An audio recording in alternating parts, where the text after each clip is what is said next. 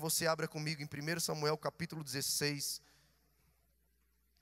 Eu não vou ler todo o capítulo, mas eu quero recordar com você algumas passagens da vida de Davi. 1 Samuel capítulo 16. Aqui vai falar um momento em que Deus fala com Samuel para ele ungir aquele que viria a ser o novo rei. Deus fala para Samuel ir até a casa de um homem chamado Jessé. E Deus dá a estratégia para Samuel, porque Samuel fica preocupado. Mas como assim? Eu vou ungir um outro rei? Mas se o rei atual, que era Saul, souber do que eu estou fazendo, isso vai complicar para mim. Mas Deus é um Deus que Ele nunca vai te mandar nada sem te dar a estratégia correta, porque Deus não é um Deus que vai nos expor. Deus sempre quando chama, irmão, tem uma música antiga do Diante do Trono que diz que quando Deus escolhe alguém, Ele mesmo faz tudo o que determinou em seu coração. Capacita o chamado, fortalece os seus braços, pois a obra é dele e não falhará. Se Deus te chamou, irmãos, se Deus tem uma palavra para você, se Deus tem algo para a sua vida, você pode ter certeza que Ele tem os meios corretos para cumprir aquilo que Ele mesmo prometeu. Nós não estamos entregues a nós mesmos. Nós não estamos entregues às nossas próprias forças, nossas próprias estratégias. Nós não estamos entregues simplesmente ao outro ser humano que um dia talvez vai olhar para nós e acreditar em nós. Não, Efésios 1:4, escute essa palavra. Efésios 1:4 diz que Deus escolheu eu e você. Nele, Ele nos elegeu nele antes da fundação do mundo. Você sabe o que é isso? Antes do mundo existir, meu irmão. Antes do mundo existir, minha irmã, Deus já tinha pensado em você. Isso é muito louco. O homem natural, pastor, ele não consegue discernir isso. O homem natural, por mais que a ciência tente, não, a Bíblia não veio para provar a ciência e a história. A Bíblia, ela pode até sim apontar coisas científicas e históricas, mas a Bíblia é um livro de fé. E o homem natural, Paulo já vai falar em 1 Coríntios capítulo 2, o homem natural, ele não consegue discernir as coisas espirituais. E quando Paulo está falando do homem natural, ele está falando do homem não regenerado, o homem que não nasceu de novo. Porque tem muito crente que é carnal, e ele não tem a imaturidade suficiente para entender algumas coisas. Mas Paulo está dizendo que o homem que não tem Jesus ainda, o homem que não se converteu, ele nunca vai entender as coisas espirituais. Ele nos elegeu nele. Ele nos escolheu nele antes da fundação do mundo. Você sabe o que é isso? É que você não é obra do acaso. Você não nasceu por acaso. Deus manda Samuel na casa de um homem chamado Jessé para ungir aquele que viria a ser o próximo rei. E aqui no versículo 5, diz assim. Não, vamos ler um pouquinho antes para poder ficar melhor. A partir do verso 1 mesmo. Disse o Senhor a Samuel: até quando terás pena de Saul, havendo eu rejeitado para que não reine sobre Israel? Enche um chifre de azeite e vem, enviar-te-ei a Jessé, o belemita, porque dentre os seus filhos me provi de um rei. Disse Samuel: como irei eu, pois Saul saberá e me matará? Então disse o Senhor: toma contigo um novilho e diz: vim para sacrificar ao Senhor. Convidarás Jessé para o sacrifício e eu mostrarei que hás de fazer. Ungir-me-ás a quem eu te designar. Fez, pois, Samuel o que dissera o Senhor e veio a Belém. Saíram-lhe ao encontro os anciãos da cidade, tremendo e perguntando: é de paz a tua vinda?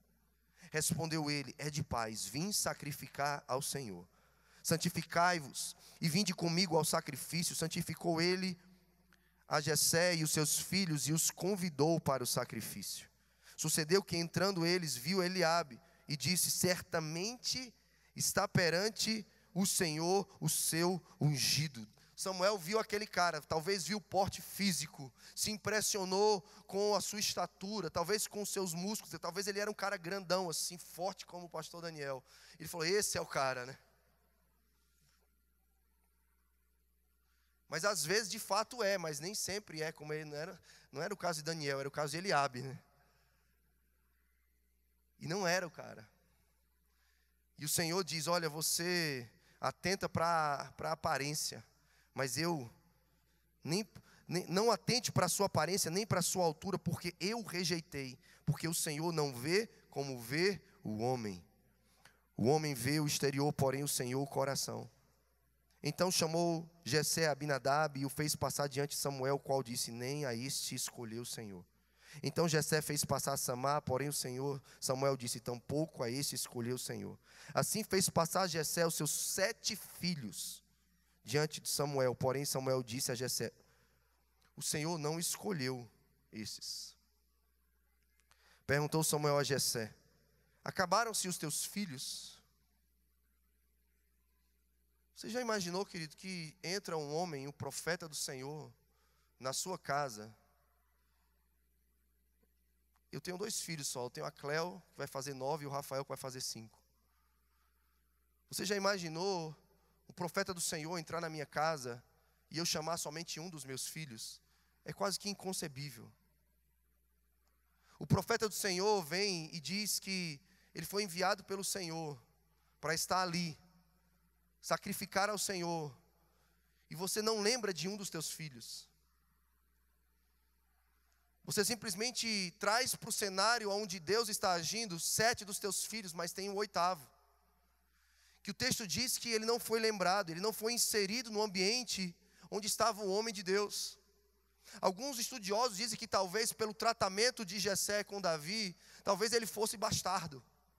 Talvez ele fosse um filho, ele na verdade pelo tratamento ele era preterido, ele não era o preferido, ele era marginalizado. Ele estava lá cuidando das ovelhas, enquanto os filhos, os outros 7 estavam ali. Mas tem uma coisa em Deus, irmãos, que me impressiona, porque Isaías 49, versículo 15, vai dizer que ainda que uma mãe se esqueça do filho que amamenta, ou não se compadeça do filho do seu ventre, eu, todavia, o Senhor, não me esquecerei de ti, porque o teu nome está gravado na palma das minhas mãos, e os teus muros constantemente diante dos meus olhos. Irmãos, eu não consigo imaginar como é que uma mãe que está amamentando não se lembra do seu filho, porque uma criança que está em fase de amamentação, ela só para de chorar quando ela toma o peito ou a mamadeira. Não tem, ela exige cuidados. Você tem que passar um baby wipes para limpar direitinho. Você tem que passar um hipogloss para não assar. Você tem que de 3 em 3 horas amamentar. É uma criança totalmente dependente, vulnerável para tudo. E o profeta diz: ainda que. Ou seja, Deus está dizendo para mim e para você que aquilo que para nós talvez seja inconcebível, que é um pai e uma mãe não lembrar dos seus filhos, um pai e uma mãe não querer inserir os seus filhos no que Deus tem para eles, um pai e uma mãe não querer trazer o seu filho para o ambiente onde Deus está agindo, aquilo que talvez para nós é inconcebível, um pai e uma mãe tratar os filhos de forma diferenciada, amar mais um do que o outro, um pai e uma mãe que não deseja que o filho experimente tudo aquilo que Deus tem para ele, não traga ele para um lugar onde ele vai crescer, onde ele vai ser amamentado, onde ele vai ser nutrido, onde ele vai ser protegido, onde ele vai receber palavras de afirmação na sua identidade, onde ele vai ser lançado como flecha, tirado da sua aljava, para atingir o objetivo que Deus tem para ele. O profeta diz: ainda que uma mãe não se lembre, não se compadeça, ainda que Jessé não se lembre de Davi, o Senhor sempre vai se comprometer e cumprir aquilo que ele escreveu ao seu respeito. No Salmo 139, versículo 16 diz: Deus escreveu todos os nossos dias no seu livro, antes que um deles viesse a existir. Deus escreveu algo ao seu respeito, independente do cenário onde você nasceu, independente de como te trataram desde a sua infância, independente de como se lembraram ou se esqueceram de você, Deus se compromete com aquilo que Ele mesmo escreveu ao seu respeito, irmãos. Eu tenho 2 filhos, eu tenho uma Cleo, que eu falei, que é minha filha do coração. Com 9 anos de casado, nós adotamos a nossa filha. E eu era um cara extremamente preconceituoso com a adoção. Mas depois que Deus inseriu a adoção na nossa vida, e a nossa filha veio para nós, a nossa princesa. E eu lembro que quando eu era pastor na minha cidade de Natal, Fortaleza, Ceará, inclusive tem mais algum nordestino aqui, sempre tem nordestino, é igual judeu na diáspora, Deus espalhou os nordestinos pela terra, irmão. E eu lembro que quando nós apresentamos a Cleo e consagramos a Cleo, como fizemos hoje aqui com aquelas 2 crianças, nesse ato não somente litúrgico, mas extremamente espiritual, profundo, onde você começa a inserir o seu filho e diz: o Senhor é o Senhor deles, o Senhor é o Pai deles, que o Senhor me dê graça para poder exercer paternidade e maternidade, para que ele viva o que o Senhor tem para ele. E a igreja local, como família da fé, se compromete em ajudar esses pais e a zelar pela vida dessa criança.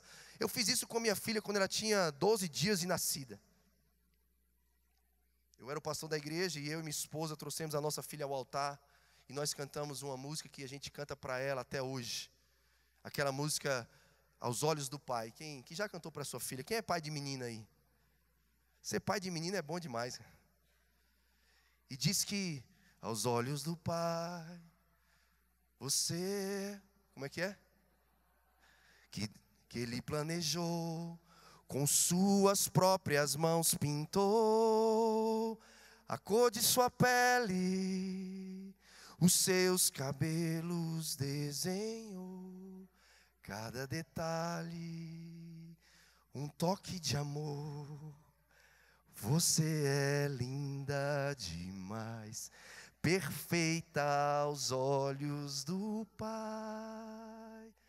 Alguém igual a você não vi jamais. Princesa linda demais, perfeita aos olhos do Pai.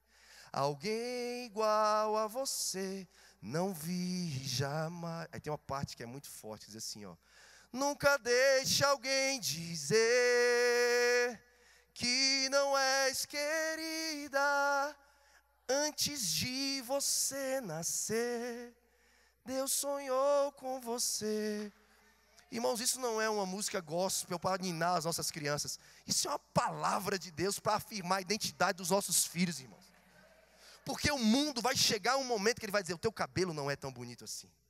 A tua cor de pele não é tão bonita assim. O teu peso não é tão estético assim. Sabe, o teu jeito, a tua personalidade não está de acordo com a moda, com o século. Não, mas Paulo diz: não vos conformeis com este século, mas transformai-vos pela renovação da vossa mente. Ah, irmãos, eu inculco essa palavra na vida da minha filha. Porque um dia, e aos 6 anos de idade isso já aconteceu, uma amiguinha chegou para ela na escola e falou: você não é da barriga da sua mãe, você é adotiva. Ah, irmãos, naquele dia ela chorou demais antes de dormir. E ela chorava, ela falou para mim assim: pai, lê o livro para mim hoje à noite. Ela sabe que eu escrevo sobre eles. E tem um capítulo no livro Plano A que fala sobre isso. E ela falou: lê o livro para mim. Naquele dia era a minha escala de colocar eles para dormir. Lá em casa a gente faz escala, hein? Todo dia tem que orar, tem que cantar, tem que ler uma historinha e tem que ficar um pouquinho com eles.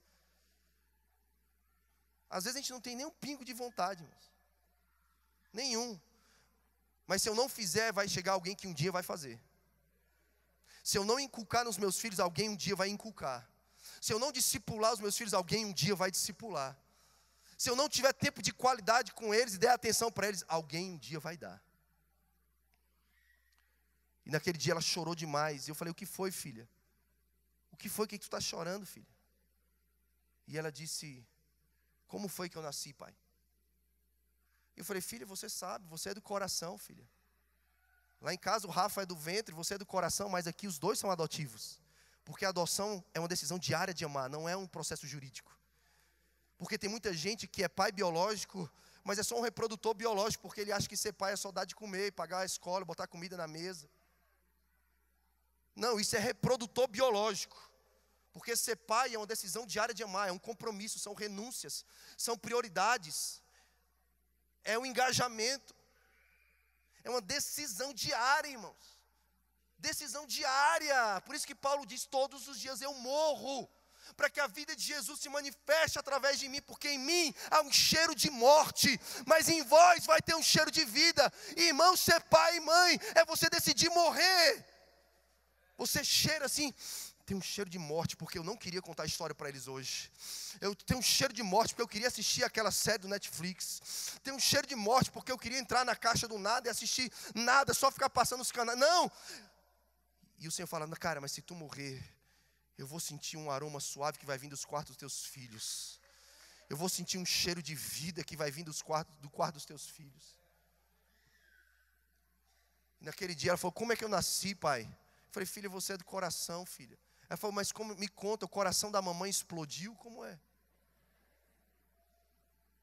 A gente decidiu contar para ela desde cedo que ela é do coração. Desde cedo. Porque não tem um dia, uma data certa. Porque tem muita gente que faz a coisa certa do jeito errado. E quando a criança descobre, vira um trauma. E naquele dia eu entendi que a gente precisava contar algo a mais para a nossa filha. E na hora que ela falou, pai, como eu nasci, o coração da mamãe explodiu. Aí eu falei, Jana. Aí já chamei a Jana para o quarto. Inseri ela no ambiente. Eu falei, Jana, a gente vai ter que ter uma conversa agora com a Cleo. Que a gente nunca teve. A gente vai precisar falar um pouco além do lúdico. Porque cada fase vai exigindo algo. E a gente começou a falar que de fato ela veio da barriga de outra. Ela não é uma anomalia, ela é igual a outra criança. Qualquer outra criança precisa sair da barriga de alguém, do ventre de alguém. E nós começamos a falar para ela sobre isso.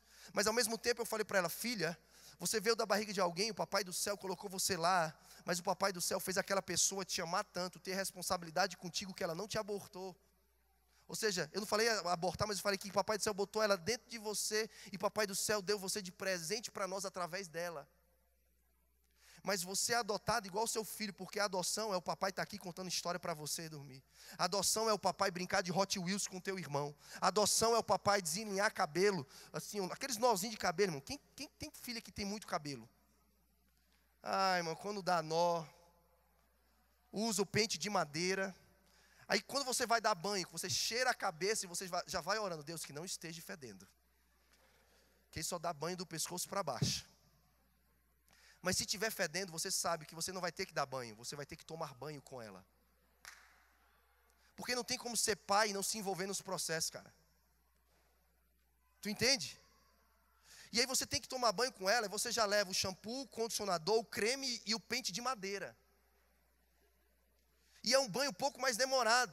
E você sai do banho, você sabe que vai ter que passar mais 20 a 30 minutos agora, desalinhando o cabelo, cara. E existem várias estratégias, depois eu te conto, eu tenho várias. E eu falei, filha, isso é ser filha. Isso é ser pai.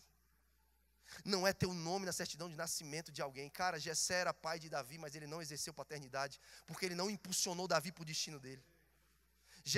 Jessé tratou Davi como um bastardo. E eu digo que nós vemos uma geração de órfãos de pais vivos. Tem muito cara que é pai, tem muita mulher que é mãe, mas só porque tem uma capacidade de gerar aqui, ó, mas não está gerando aqui. E eu digo que às vezes tem mulheres que elas não conseguem engravidar aqui, mas Deus está falando assim, eu quero, porque eu fecho aqui para abrir aqui. Eu vou fechar aqui para abrir aqui. E aí Deus mesmo se encarrega de usar o profeta Samuel e falar, ei, pergunta se ele não tem outro. Eu sei que ele tem outro. É como se Deus falasse assim, eu sei, tem mais um menino ali. Deus não vai esquecer de você, querido.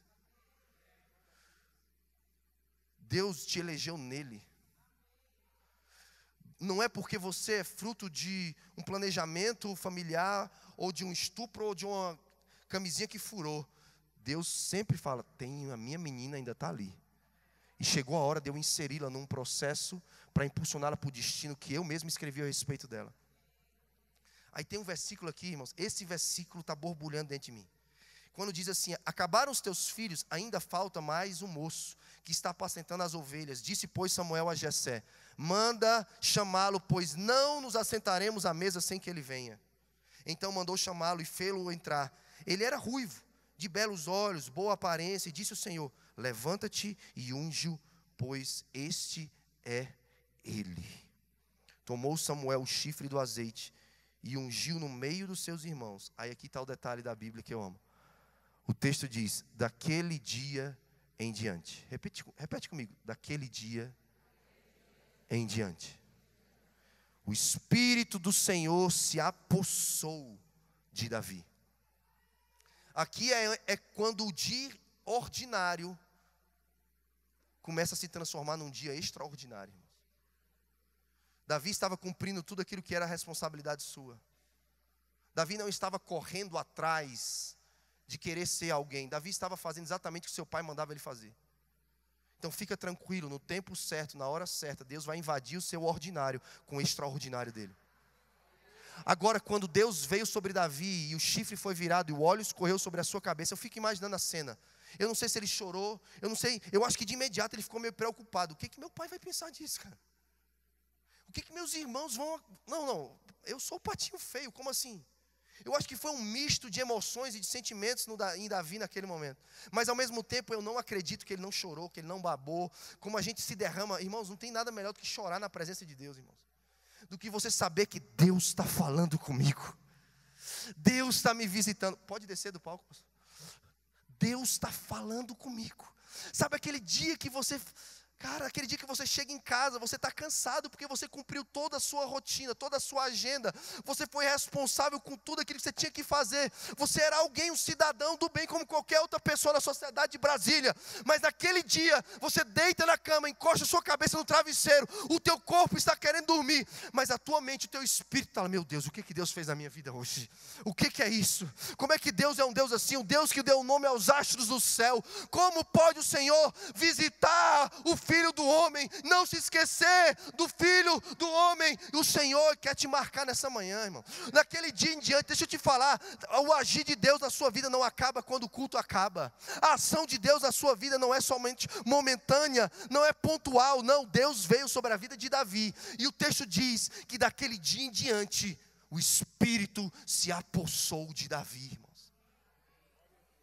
Daquele dia em diante, Deus não vai embora quando o pregador avivado vai embora, quando o culto avivado vai embora. Quem estava aqui ontem? Não, ontem, irmão, ontem foi poderoso, mas não acabou. Ontem foi só mais uma visitação extraordinária de Deus num sábado ordinário.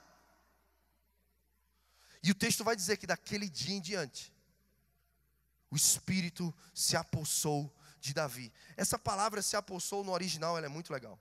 Essa palavra se apossou, ela tem alguns significados no original. Ela significa vir poderosamente.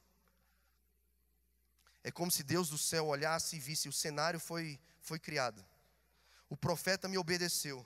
O menino está aqui no ambiente. Agora o resto é comigo.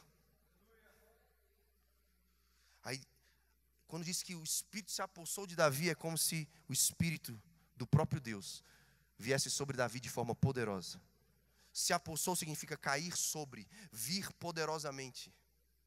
Significa como se fosse romper, desobstruir, destravar alguma coisa dentro de Davi. Sabe quando Deus te visita, e aí no outro dia eu acredito que Davi acordou e nada tinha mudado. Ele continuou trabalhando onde ele trabalhava. Ele continuou cuidando das ovelhas do seu pai como ele cuidava. Ele acordava no mesmo horário, talvez botava as mesmas rações. Ele cumpria toda a rotina do seu dia, nada mudou. Sabe o que não mudou também ainda? O tratamento dos seus irmãos com ele, porque os seus irmãos agora passaram a ter mais inveja. Então, na verdade, piorou. Pastor, Deus me visitou e eu voltei para casa, e amanhã é segunda-feira, e você vai chegar no seu trabalho e vai estar a mesma coisa. Você vai chegar na sua casa e você vai encontrar o mesmo cenário. Você vai chegar na universidade, você vai encontrar o mesmo cenário. Talvez a crise financeira vai continuar lá, quando você amanhecer amanhã, segunda-feira. A crise conjugal vai estar lá. O desafio de educar os seus filhos vai permanecer lá. Mas vai ter uma coisa que vai ter mudado: você não vai ser mais a mesma pessoa. Alguma coisa dentro de você vai ter desobstruído. Alguma coisa que ainda não fluía. Uma fé que não existia. Uma ousadia que não existia. Uma coragem que não existia.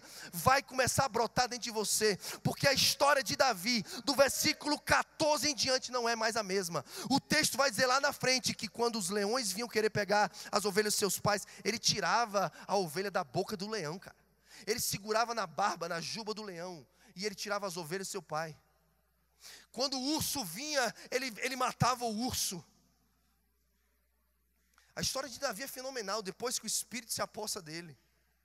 Ele continuou fazendo a mesma coisa, os irmãos são arregimentados para o exército de Saul e vão para a guerra. E o pai fala: filho, vem cá, cara. Para um pouquinho aí de cuidar das ovelhas, vai levar comida para os teus irmãos, que eles precisam, eles são soldados.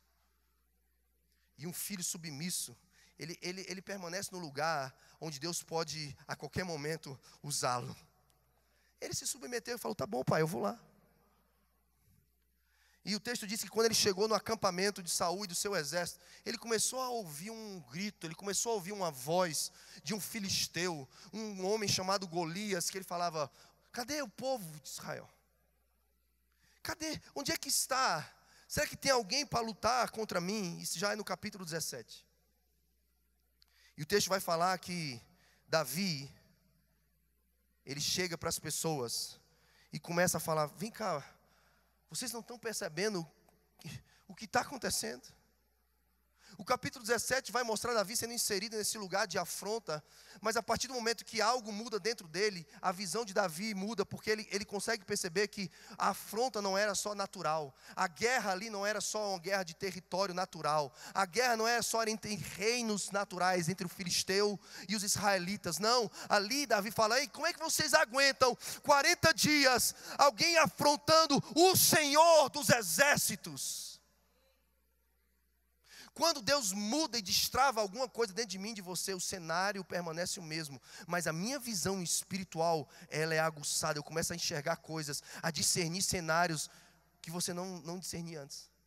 Você vai ver coisas no comportamento dos seus filhos, que não é só a fase, não é só a faixa etária, tem algo espiritual acontecendo.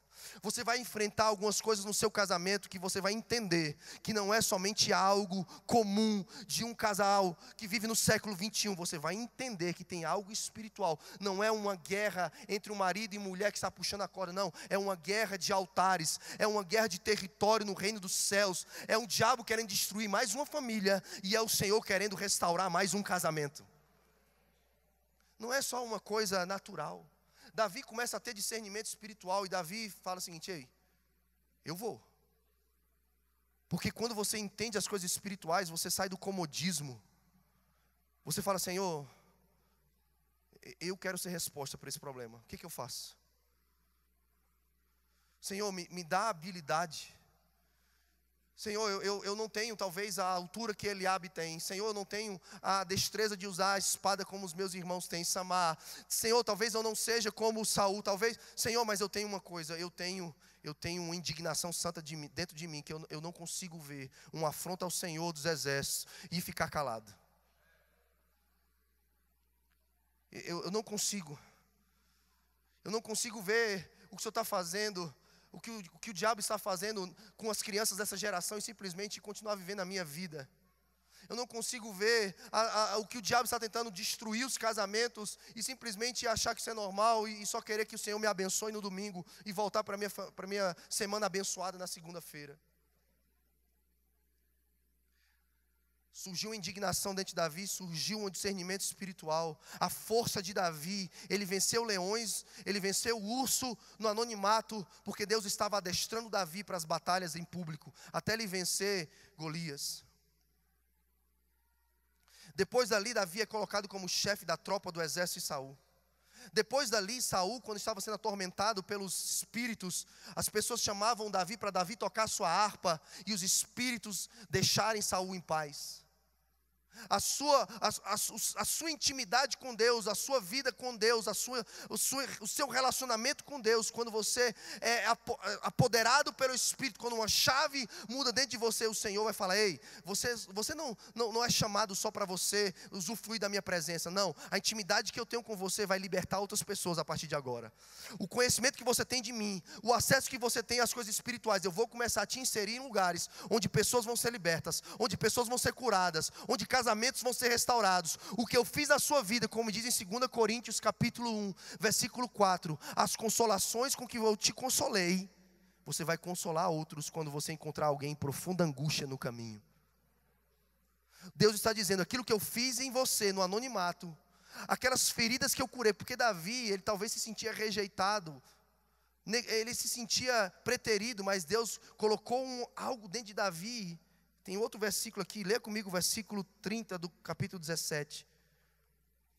Depois que Davi chega e pergunta aos soldados todos de Saul, vocês não vão fazer nada?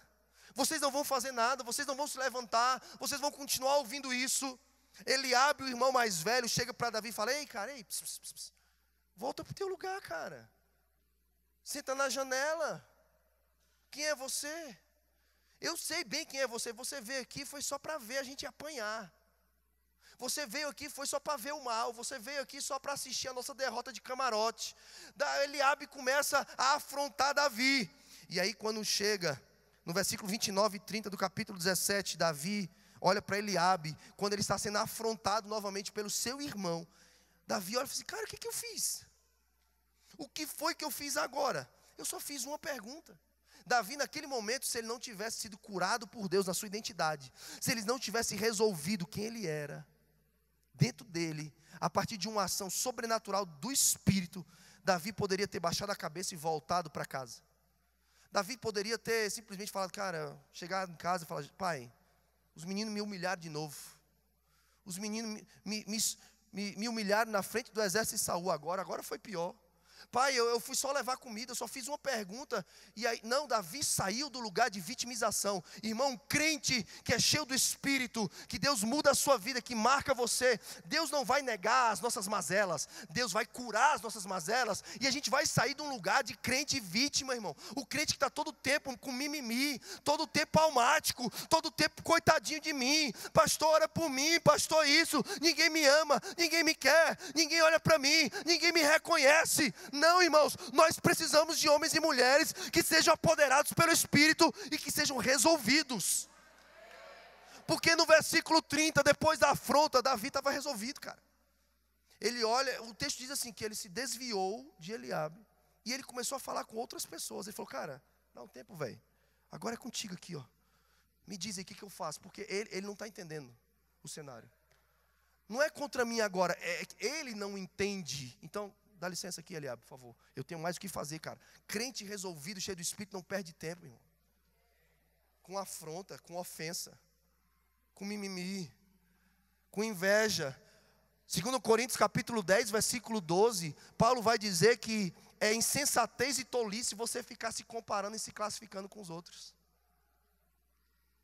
Quando você entende que você é filho e filha, você não precisa se classificar. Deixa eu voltar para aquela experiência daquela noite com a minha filha.